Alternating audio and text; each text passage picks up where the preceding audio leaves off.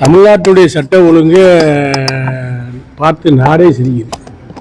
என்ன ஒரு சாதாரண ஒரு சிறுமி முதல் கொண்டு வயதான பெண் முதாட்டி வரை பாலியல் பலாத்காரத்துக்கு உள்ளாக்கப்படுகின்ற செய்தி தினசரி தொடர்கதையாகிவிட்டது. அது மட்டுமல்ல, எங்கு பார்த்தாலும் ரவுடிசம், லாக்கப் டெத்து, தினசரி ஒரு மிகப்பெரிய படுகொலை செய்தி, வாரந்தோறும் பதட்டம், மாதந்தோறும் கலவரம் என்ற நிலையில்தான் தமிழகத்தினுடைய அரசாங்கத்தினுடைய நிலைப்பாடு இருக்கிறதே ஒழிய மக்களை காப்பதற்கோ தமிழ்நாட்டை மீட்பதற்கோ உரிய நடவடிக்கையை திமுக அரசு எடுக்கவில்லை.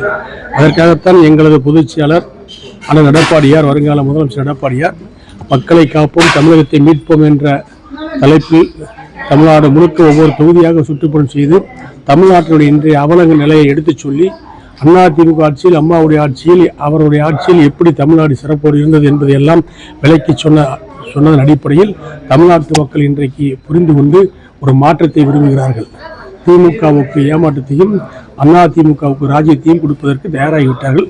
எடப்பாடியார் கோட்டை கொத்தளத்தில் தேசிய கொடியேற்றுகின்ற காலம் நெருங்கிக் கொண்டிருக்கிறது. திமுக வந்து சிறுமி 17 வயது சிறுமி பாலியல் அவங்க இறந்துட்டாங்க. அதே போல செங்கல்பட்டு கூவத்தூர் பகுதியில் ஒரு 17 வயது கல்லூரி மாணவிகள் கூட்டு பாலியல் பலாத்காரம். இந்த மாதிரி சிறுமிகளாக பார்த்து இந்த மாதிரி நடக்குது. ஆனால் சட்ட ஒழுங்கு, அதாவது சிறுமிகள் தான் எதிர்ப்பு தெரிவிக்க மாட்டாங்கிறதுக்காக அவர்களுடைய பலகீனத்தை பயன்படுத்தி முரட்டுத்தனமாக போதையை போடக்கூடிய இளைஞர்கள், திசை மாறி செல்லக்கூடியவர்கள் இது போன்ற செயல்களில் அக்கிரம செயல்களில் ஈடுபடுகின்றதை இந்த அரசாங்கம் வேடிக்கை பார்க்கின்ற விதமாகத்தான் சட்ட ஒழுங்கை சரி செய்யாத காரணத்தினால் இது தொடர்கதையாகிவிட்டது. பெண்களை, சிறுமிகளை பாலியல் பலாத்காரம் பண்ணுவது இந்த ஆட்சியில், திமுக ஆட்சியில் தொடர்கதையாக இருக்கின்ற காரணத்தினால் இது தடுத்து நிறுத்தப்பட வேண்டும் என்றுதான் எங்களது பொதுச்செயலர் எடப்பாடியாரும் பாரதத்தின் பிரதமர் நரேந்திர மோடி அவர்களும் ஒரு முனைப்போடு ஒரு கூட்டணி வைத்து வேகமாக செயலாற்றி வருகிறார்கள். நிச்சயமாக இந்த பொதுத் தேர்தல் ஆட்சி மாற்றத்திற்கான தேர்தல், தமிழ்நாட்டுக்கான தேர்தல், எடப்பாடியாருக்கான தேர்தல். எடப்பாடியார் வெல்லக்கூடிய வாய்ப்பு இருக்கிறது. திமுகவின் மீது எங்கு பார்த்தாலும் குக்கிராமம் முதல் கொண்டு நகரங்கள் வரை, மாநகரங்கள் வரை இந்த ஆட்சியின் மீது மிகப்பெரிய அதிருப்தி இருக்கிறது. எதை கொடுக்காது மக்களை ஏமாற்றலாம் என்று நினைக்கின்ற திமுக ஆட்சியை வீட்டு கடப்பதற்கு மக்கள் தயாராகிவிட்டார்கள். அதே போல சிலிண்டர் தட்டுப்பாடு, கல்லூரி விடுதிகள், பெட்ரோல் பங்குலாம் நேற்று நைட்லேருந்து பெட்ரோல் போகிறதுக்கு அலையும் மோதுறாங்க. இதை பயன்படுத்தி இந்த பெட்ரோல் உயர்வு, இந்த பெட்ரோலை பதுக்குற வேலைகளில் ஈடுபடுறாங்க. அது மொத்தத்தில் ஆட்சியினுடைய சிறப்பு தன்மை சீர்கட்டு விட்டது. திமுக ஆட்சி ஒன்று இருக்கிறதா, ஜனநாயகம் ஒன்று இருக்கிறதா என்று கேள்விக்குறியாகிவிட்டது. பக்கத்து மாநிலத்தில் கூட கேஸ் சிலிண்டர் தட்டுப்பாடு வரவில்லை, டீசல் தட்டுப்பாடு வரவில்லை, பெட்ரோல் தட்டுப்பாடு இன்னும் வரவில்லை. ஆனால் தமிழ்நாட்டில் அத்தனையும் தட்டுப்பாடாக இருக்கிற செய்தியை பார்த்து கொண்டிருக்கின்றோம். ஆக இவையெல்லாம் செயற்கையாக நடக்கிறது என்ற சந்தேகம் அடிமனதிலே எல்லோருடைய மனதிலும் வந்திருக்கிறது. இதையெல்லாம் சரி செய்ய வேண்டும் என்று சொன்னால் ஒரு வெளிப்படைத்தன்மையான ஆட்சி வேண்டும். அது அம்மாவுடைய ஆட்சி தான். அதை எடப்பாடியார் ஒருவாழ்த்தான் தமிழ்நாட்டுக்கு தர முடியும். அவர் எல்லோரையும் ஒன்றாக நினைத்து செயல்படக்கூடிய ஒரு ஒப்பற்ற, ஒரு எளிமையான ஒரு தலைவர், ஒரு வலிமையான ஒரு தலைவர். அவருடைய ஆட்சியிலே எங்கு பார்த்தாலும் எந்த இடத்திலும் பசுமை பூத்தது, மக்கள் சந்தோஷமாக வாழ்ந்தார்கள், சட்ட ஒழுங்கு சரியாக இருந்தது. இதையெல்லாம் எண்ணி பார்த்து தமிழ்நாட்டு மக்கள் இன்றைக்கு அதிமுக ஆட்சி வேண்டும், அம்மாவுடைய ஆட்சி வேண்டும், எடப்பாடியுடைய ஆட்சி வேண்டும். கல்வியிலும் பொருளாதாரத்திலும் வேலைவாய்ப்பிலும் மிகப்பெரிய புரட்சி ஏற்படுத்திய தலைவர் முதல்வராக இருந்த எடப்பாடியார். ஆக அவருடைய ஆட்சி வேண்டும் என்று இன்றைக்கு படித்தவர் முதல் பாமரர் வரை எண்ணுகின்ற ஒரு நிகழ்வு நடந்து கொண்டிருக்கிறது. ஆக திமுக ஆட்சியில் எதை சொல்ல குற்றம்? எல்லா இடத்திலும் குற்றம், எல்லா துறையிலும் குற்றம். ஆகவே குற்றம் தொடர்ந்து குற்றம் செய்து கொண்டிருக்கிற திமுகவுக்கு தேர்தலில் தான் மக்கள் பாடம் போட்டுவார்கள். அதுவரை பொறுமையாகத்தான் இருப்பார்கள். எந்த விளக்கங்களை கொடுத்தாலும், எந்த விளம்பரங்கள் செய்தாலும் திமுக ஆட்சியை தூக்கி நிறுத்துவதற்கு இனிமேல் யாராலும் முடியாது. வரப்போகின்ற ஆட்சி அதிமுக ஆட்சி, எடப்பாடியார் ஆட்சி. அதற்கு எடப்பாடியார் அவர்களும் நரேந்திர மோடி அவர்களும் இன்றைக்கு தமிழ்நாடு முழுக்க, இன்றைக்கு சென்னையிலே மதுராந்தகத்திலே மாபெரும் மாநாட்டிலே பேசினார்கள், மதுரையிலே மாபெரும் மாநாட்டிலே பேசினார்கள், நேற்று தினம் திருச்சியிலே மாபெரும் மாநாட்டிலே பேசினார்கள். மக்களுக்காக உழைக்கக்கூடிய தலைவர்கள் பேசி மக்களுக்கிடத்திலே திமுகவுடைய பிரச்சனைகளை சொல்கிறார்கள், திமுக ஆட்சியில் ஏற்பட்டிருக்கின்ற சீர்கேடுகளை சொல்கிறார்கள். மக்கள் அதை ஏற்றுக்கொண்டார்கள். ஆகவே ஆட்சி மாற்றம் என்பது உறுதி. அதிமுக ஆட்சிக்கு வரப்போது உறுதி. எடப்பாடியார் முதலமைச்சராக போது உறுதி. அதிமுக கூட்டணியில் தொகுதி பங்கீடு கேட்ட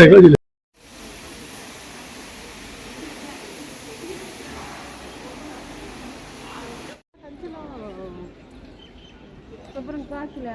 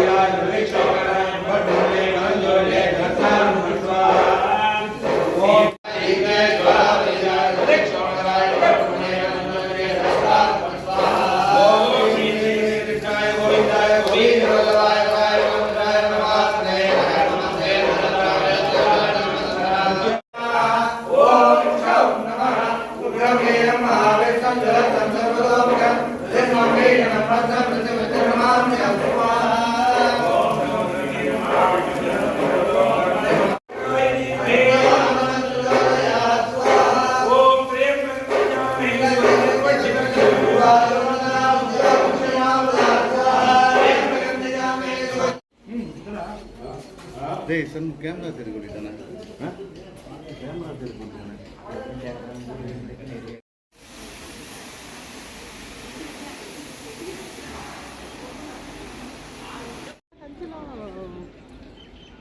அப்புறம் காய்ச்சல் ஏற்பட்டு